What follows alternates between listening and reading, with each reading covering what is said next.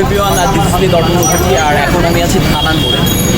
তো প্রচণ্ড পরিমাণ গরমের মধ্যে শরবত আমাদের খুবই উপকারী একটা ড্রিঙ্ক বা পানীয়।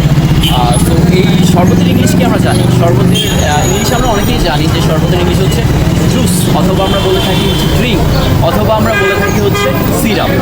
আর আমি হচ্ছে শরবতের মধ্যে যে সকল ম্যাটেরিয়াল আছে এগুলোর ইংলিশ আপনার সঙ্গে শেয়ার করবো। তার আগে আমি একটু খেয়ে দেখাই।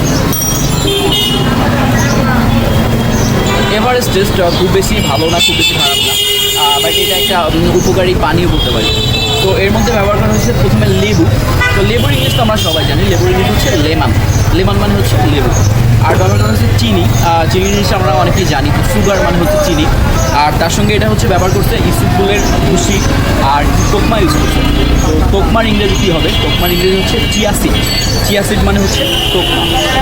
আর ব্যবহার করেছে এটার মধ্যে পানি। পানির ইংলিশ তো আমরা সবাই জানি, ওয়াটার মানে হচ্ছে পানি। এমন সুন্দর সুন্দর ইউটিউবের ভিডিও পেতে আমার ইউটিউব চ্যানেল সাবস্ক্রাইব করুন। Thank you for watching this video.